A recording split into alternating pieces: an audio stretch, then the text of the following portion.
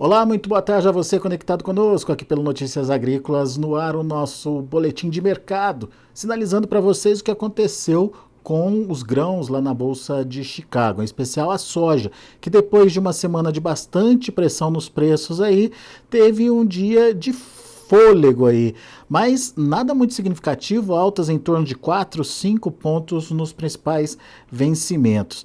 A gente tem a soja no primeiro vencimento ali se aproximando dos 11,50, que até então era um suporte importante aí para os preços.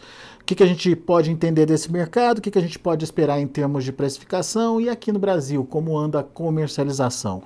Perguntas para quem entende, vamos chamar Luiz Fernando Gutierrez, Safras e Mercado, aqui para nos ajudar nesse entendimento. Seja bem-vindo, Luiz, obrigado por mais uma vez estar aqui com a gente.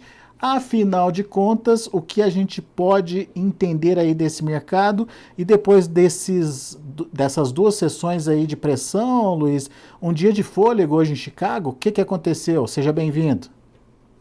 Boa tarde, Alex. Boa tarde a todos. Obrigado pelo convite mais uma vez. Bom, essa semana é bastante agitada, né, Alex?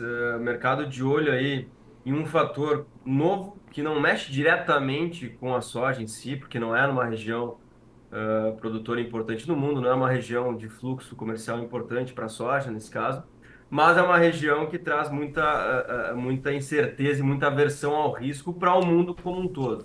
E essa aversão ao risco que eu estou comentando, né, sobre o conflito entre Irã e Israel, essa aversão ao risco naturalmente traz força para dólar, né? Costuma trazer força para dólar, não está sendo diferente, dólar aí numa escalada nas últimas duas sessões, né?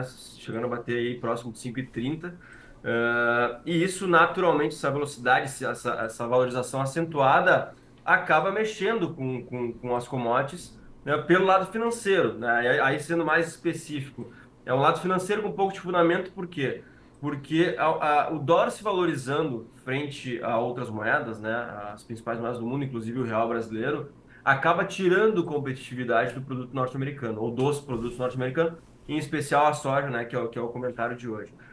E essa redução da competitividade, essa perda de competitividade, naturalmente tende a levar a uma demanda menor pela soja norte-americana. Não que isso aconteça da noite para o dia, né, mas é um ambiente diferente e o mercado sempre olha para frente. Se a gente continuar com o dólar mais valorizado como está agora, pode, de fato, influenciar um pouco mais à frente na demanda pela soja norte-americana. E o mercado, como olha para frente, naturalmente, para ajustar essa competitividade, ele vai ter que reduzir o valor da soja em Chicago e de outros produtos, né? Então é isso que aconteceu. Na verdade, a gente não teve uma mudança de fundamento, né, de oferta e demanda de soja em nível mundial dos principais produtores e importadores. O que a gente teve foi realmente esse ajuste pelo lado financeiro, é um ajuste de competitividade que impactou não só a soja, como outras commodities também. E é por isso que a gente viu o câmbio indo para um lado e Chicago indo para outro. Eu acho, Alex, que naturalmente, tá, a gente já veria Chicago perdendo força a partir agora da segunda quinzena de abril, porque o plantio americano começou, né? E como a gente vem falando aí, a tendência de uma elevação diária nos Estados Unidos, o clima até o momento não nos mostra problemas, né, pelas próximas semanas. O primeiro dado de plantio que saiu na segunda-feira foi um dado positivo, com percentual plantado acima da média nesse primeiro momento. Não quer dizer que vai continuar assim, mas é o primeiro dado apontando para um início promissor. E como o clima, a princípio, deve ajudar nessas primeiras semanas, esse possível aumento de área com uma possível safra maior nos Estados Unidos é o que deve pesar fundamentalmente no mercado. Então, eu acho que o mercado já caminharia para esses 11,50 ou um pouco menos naturalmente, né? Mas essa volatilidade aí nova em cima aí de câmbio, principalmente, trouxe esse movimento um pouco antes aí. Não quer dizer que se câmbio voltar um pouquinho, Chicago vai compensar lado positivo, porque eu acho ainda que na balança do fundamento a gente tem fundamentos que apontam um pouco mais para baixo do que para cima, e nesse momento, né, a partir de agora principalmente, os olhos do mercado se voltam para a nova safra norte-americana. E como eu falei, a nova safra norte-americana é uma safra promissora, pelo menos no primeiro momento, porque tende a confirmar um aumento de área e um provável aumento de produção para essa nova produção norte-americana. Ou seja, tirando o fator dólar, analisando puramente os fundamentos do mercado, o viés é baixista aí para preços, Luiz.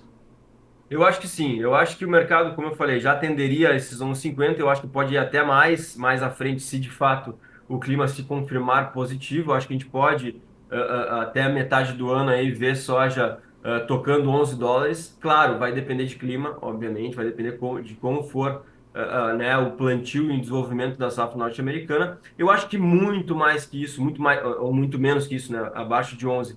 Eu acho que daí teria que ser uma safra bem cheia nos Estados Unidos, uma safra com perdas pouco relevantes, o que é possível, mas eu acho que é mais para o segundo semestre. Então, olhando especificamente para Chicago, deixando de lado outros fatores, né, como câmbio e outras questões internas aqui no Brasil, pensando no preço brasileiro, eu acho que Chicago tem mais fraqueza assim nesse momento, ou deveria ter mais fraqueza diante dos fundamentos, porque esse início de safra norte-americana é bastante promissor.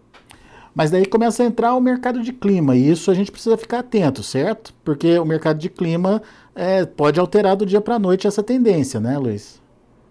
Pode, pode. Bom, a gente acompanha o mercado há alguns anos, né, Alex? Tu também acompanha, e a gente sabe que entra ano, sai ano, o mercado de clima norte-americano sempre é bastante volátil, né? Nunca é definitivo assim, ah, não, porque o clima tá bom, o mercado vai precificar uma safra grande e vai cair daqui para frente até o final do ano. Não é assim que funciona. A gente sabe que semanas negativas de clima, e elas sempre aparecem, né? Costumam aparecer, naturalmente vão trazer alguns momentos positivos para Chicago, né? Assim como o contrário também é verdadeiro. Semanas positivas de clima vão trazer um movimento negativo para Chicago. Então a gente está entrando, ainda não é o auge, tá muito no início do plantio. O auge do mercado de clima é junho, julho, né? A partir de maio a gente já tem também um pouco mais de volatilidade, mas principalmente junho e julho são meses muito voláteis com relação ao clima. Então eu acho que tudo pode acontecer, né? Vai depender muito de como os mapas vão se apresentar aí daqui para frente. E é importante, né? Eu acho que os players aí, principalmente os produtores, ficarem de olho nesse mercado climático, porque ele sempre costuma trazer oportunidades aí para travamento de valores aí em Chicago um pouco melhores do que se vê no início da temporada agora. Muito bem. Luiz, se temos essa condição negativa em Chicago, temos também um momento interessante para o produtor brasileiro aqui no Brasil. O dólar alto por aqui acabou trazendo alguma oportunidade de comercialização. O que, é que você tem visto nesse mercado e se de fato é um momento de oportunidade aí para o produtor brasileiro? Pois é, o mercado melhorou nessa semana, tanto em ritmo de negócios como naturalmente em preços, né? Acabou assim, Alex, que apesar da queda em Chicago, o dólar, a alta do dólar acabou prevalecendo, embora eles tenham ido em direções contrárias, no fim das contas, fazendo a continha lá de paridade ou de formação de preço interno, acabou prevalecendo a alta do dólar, e isso trouxe aí uma valorização aí de, vamos lá, R$ 2, R$ 3, em média no Brasil nas últimas duas sessões. Então a gente está com preços de R$ 2 a R$ 3 acima de sexta ou quinta-feira da semana passada. Isso acabou chamando a atenção dos produtores, mas esse Chicago mais baixo naturalmente também incomoda o produtor, né? Porque na hora de fechar lá a sua conta, às vezes ele não consegue fechar num patamar tão elevado aí, porque Chicago está mais baixo e ele vai ter que descontar um pouquinho. Mas de uma forma geral, a conta foi melhor, tá? O produtor apareceu um pouco mais, principalmente ontem, segunda-feira, que foi o primeiro dia dessa volatilidade. O mercado ficou meio confuso, até os compradores botaram um pouquinho o pé no freio, mas ontem o mercado já entendendo um pouco melhor essa volatilidade, acabou avançando um pouco mais nos negócios e a gente teve um volume bem interessante de negócios, né? Então é um momento interessante para o produtor, né? Principalmente se ele conseguir travar o câmbio, porque eu acho que esse câmbio é 5,20, 5,25 é um baita de um câmbio, que há um bom tempo não se via, né? Para 2025 a gente pode ver câmbio acima de 5,30, 5,35, se a gente olhar na curva. Então é um câmbio muito interessante que o produtor pode aproveitar, apesar de Chicago estar mais baixo, né? Então é um momento interessante aí para o produtor ficar de olho, principalmente no câmbio. Legal. Ô, Luiz, o Luiz Carlos Leite está perguntando o que você acha que o Brasil deve colher em termos de soja. E eu complemento a pergunta do Luiz Carlos. Tem importância agora saber o número da safra brasileira? Isso pode ainda mexer com preços ou o mercado já meio que precificou isso, Luiz? De uma forma geral, Alex, já está precificado, tá? A safra sul-americana, de uma forma geral, já está precificada. Claro que a gente ainda tem alguns ajustes que podem ser feitos, principalmente da parte do USDA, né, que ainda está com um número elevado aí de 155. Mas eu acho que daqui para frente, os ajustes vão ser pequenos e vão ser pouco relevantes para Chicago. Porque tradicionalmente, a partir de abril, a partir de maio, o mercado centraliza as atenções, né, ou volta suas atenções para a nova safra norte-americana, que é o que importa de fato. Então, o número que a gente está trabalhando hoje, Alex, inclusive a gente atualizou na semana passada, tá? É um número um pouco maior do que a gente vinha trabalhando. A gente fez um ajuste positivo, porque a gente percebeu que, principalmente a segunda metade da colheita em vários estados brasileiros aí, ela foi bem melhor do que a primeira metade, né? E tirando algumas exceções, obviamente. Então, isso nos trouxe a produtividades médias um pouco maiores do que a gente estava esperando antes dessa finalização ou reta final da colheita em vários estados. Então a gente ajustou nosso número hoje, a gente está trabalhando com uma safra brasileira aí de 151,3 ou 0,25, vamos lá, milhões de toneladas, né? A gente estava trabalhando antes com 148,6, então aí uns 2 milhões a menos, um pouco menos que isso. Então é uma safra relevante no Brasil, não é uma safra cheia, obviamente a gente sabe que a gente tem perdas, né? Teve perdas importantes em vários estados brasileiros, não é uma safra recorde. A gente deixou de colher tranquilamente aí 10 a 15 milhões de toneladas no Brasil, mas ainda é uma safra relevante. A gente está falando da segunda maior safra da história do país. Então, isso, obviamente, né, a gente vem comentando há um tempo isso, né? Se olhou muito para a safra sul-americana, porque somando a safra brasileira de 151, 150, vamos arredondar, com uma safra argentina que está começando a colheita e deve ser cheia de 50 milhões, a gente está falando aí de mais ou menos 20 milhões de toneladas a mais no mercado sul-americano do que na temporada passada. Isso, no meu entendimento, explicou uma boa parte ou a maior parte do ambiente negativo que se instalou aí nos meses de janeiro e fevereiro, principalmente, tá? A partir de março, a gente começou a ver alguma recuperação, até pelos cortes de produção no Brasil, mas realmente essa safra sul-americana maior ainda pesa de alguma forma, né? Tem um fundamento de peso regional, né? Mas daqui para frente, o que vai importar mesmo é a safra norte-americana que está começando a ser plantada. Muito bem, 151,25, então é a previsão, o levantamento aí da safras em mercado para a safra de soja aqui no Brasil. Agora o Renato Lourenção quer saber como que estão os mercados de óleo de soja e farelo. Esses mercados, em algum momento, num passado recente, ajudaram aí numa recuperação de preços, né, Luiz?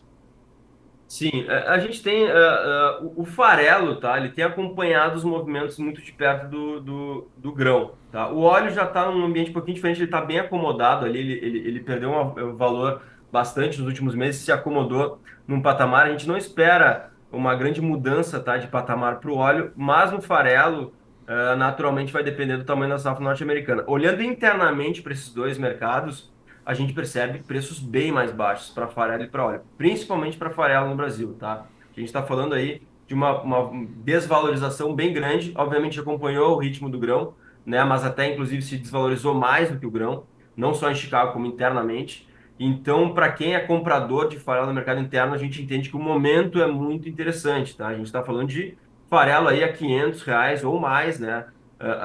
Mais barato do que há alguns meses atrás. Então, a farela abaixo de 2 mil, fazia um tempo que a gente não via isso, R$ 2.000 por tonelada.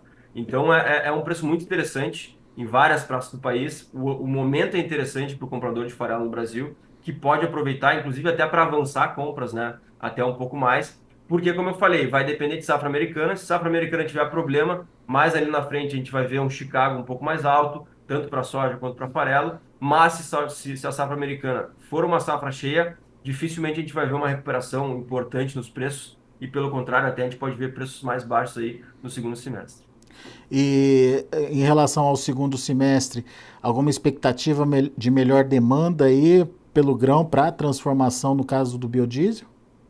Sim, sim, né? Agora que a gente está com o aumento da mistura já em vigor, a gente espera um aumento da demanda por esmagamento para principalmente, né, a fabricação de óleo de soja para a mistura do biodiesel, mas a gente lembra, né, e aí são mercados contrários nesse sentido, né? Se a gente aumenta a demanda por esmagamento para o uso do óleo de soja especificamente e não tem um aumento da mesma forma de demanda por farelo, a gente tende a ter uma sobra de farelo maior. né? Porque tu acaba não acompanhando as duas demandas, então a gente aumenta a demanda por óleo, mas a demanda de farelo fica parada, só que a gente aumenta a oferta de farelo por esmagar mais. Então esse é um fator importante também, que pode impedir que o preço de farelo se recupere muito lá na frente, porque nesse momento a gente está esperando por um aumento do estoque brasileiro, porque a gente tem que lembrar que a gente deve ter uma exportação de farelo menor nesse ano, por conta do retorno da Argentina, né, como grande player do mundo aí, voltando com uma safra cheia, né? Então vai acabar pegando uma parcela do farelo brasileiro.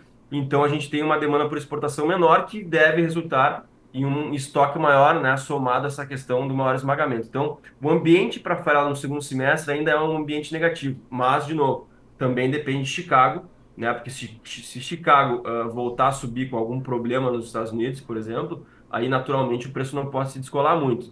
Mas de uma forma geral, a gente tem um ambiente, né, bastante pressionado para o mercado de farelo, principalmente nesse primeiro semestre. E obviamente vai depender muito do que acontecer com a safra americana lá no segundo. Muito bom.